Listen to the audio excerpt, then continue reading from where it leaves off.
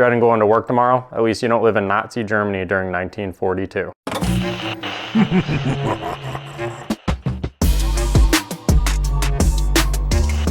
Hey there, welcome to another edition of the Sunday Scaries. I'm your host, Mike, and today we're going to be talking about a movie called Conspiracy.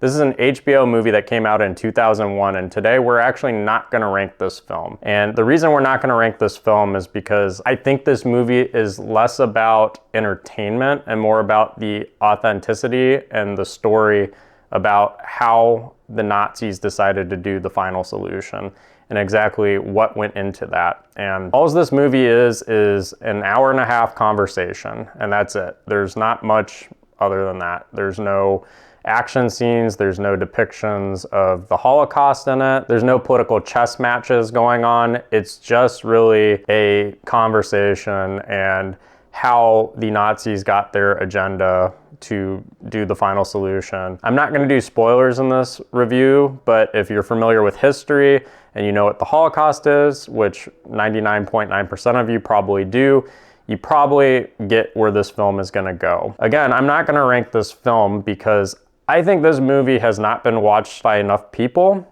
and I really want to encourage people to watch this one. I think it's a really, really important film. And part of the reason I think it's a really important film is it's authentic to the conversation that happened. It's based off the minutes which were covered by the Allies at the end of the war.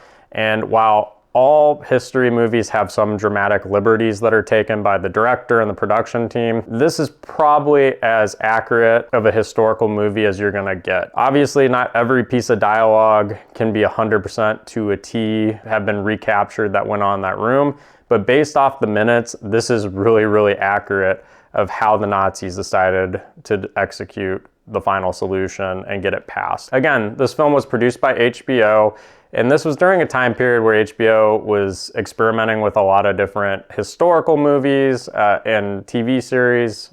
They did Band of Brothers around this time as well. And they actually got some very famous actors in this movie. They had Stanley Tucci in it. They had Kenneth Branagh in it. I believe that's how you pronounce his name. Colin Firth is also in this film. And they all do an excellent job with their acting skills. Again, though, it's not a ton. They're just talking in this movie.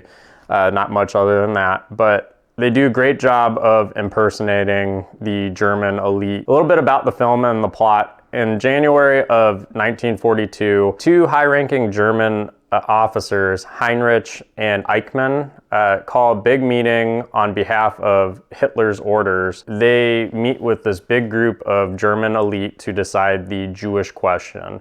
And at the time, the majority of the Jews in Europe were rounded up in concentration camps, and they were trying to figure out what to do about getting rid of the Jews because they thought the people were a big burden on the Germans and they didn't want them mixing anymore with the German and Aryan races under this new German empire, Nazi empire I should say, that they planned to last for over 1,000 years. And that is the whole plot. They do it at this beautiful mountain resort home, and they have this beautiful brunch and breakfast and lunch, and they spend the whole afternoon socializing, talking, and being chummy with each other, but discussing how they're gonna get rid of the Jews. And that's all I'm gonna say about it, other than at the end of the movie, they go through each of the individuals who's involved in this decision and what happened to them after the war, or during the war for some of them. And I find this film very fascinating, and the reason I'm so passionate that more people need to watch this movie, and I don't know why more people haven't, is everyone just blames Hitler for the Holocaust, and rightfully so. He has a lot to be blamed for the mass execution of the Jews, but it really was the people behind the scenes who plotted the horrors that would be in the Holocaust, everything that we've seen from the concentration camps to how the Jews were executed. And Hitler empowered these people and just said, I don't really want to deal with this, figure out how to get rid of the Jews, which is deplorable. But I don't think we give enough thought to the people that really were behind the horrors of this genocide. And this is one of the few genocides that we have a lot of documented evidence about and how it happened. And granted, there's been some others that have not gotten as much attention as they deserve. But focusing specifically on this event, these people were very responsible for what happened, and not enough thought is put into them. And the other reason I'm talking about this film on the Sunday Scaries is this is horrifying. If you watch this movie, even though there's no jump scares, there's no tension or anything going on, it's absolutely horrifying to hear the language that they use and the way they talk and the way they disguise executing people. They use the term evacuation at certain times instead of just saying murder.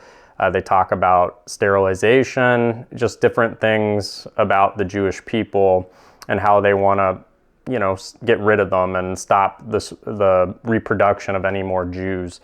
And this wasn't meant just to be in Europe. It was going to be worldwide if the Nazis had taken over the world, which that's a whole different conversation of if that was even possible or not. But this is a really horrifying movie to watch, and I get why a lot of people wouldn't be interested in listening to this, but I was a history major. I studied a lot of different time periods, and World War II was one I spent a lot of time on.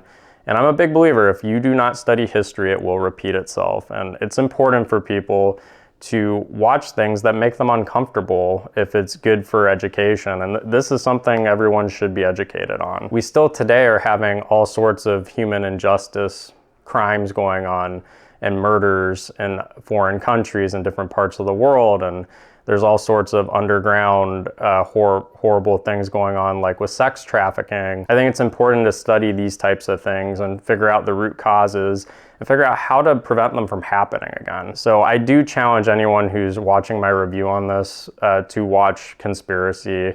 And I believe you can rent it on Amazon Prime if you don't have HBO. You can rent it for $5. Get a group of your friends together, and I really challenge you to watch this one. And I don't do that with a lot of my film reviews, but I think this one's important. And there's a lot of really famous actors in it. You'll recognize definitely a lot of people. I only referenced a few, but it's a good film. It's well produced. Again, I'm not going to rank it because I think the point of this movie is the authenticity and the truth of what happened in it, and not so much the entertainment and the production value. And there's another film I'm actually gonna also not do a ranking on later in the next month or two. Some of these movies, I think people miss the point, and it's not about entertainment, it's more about authenticity.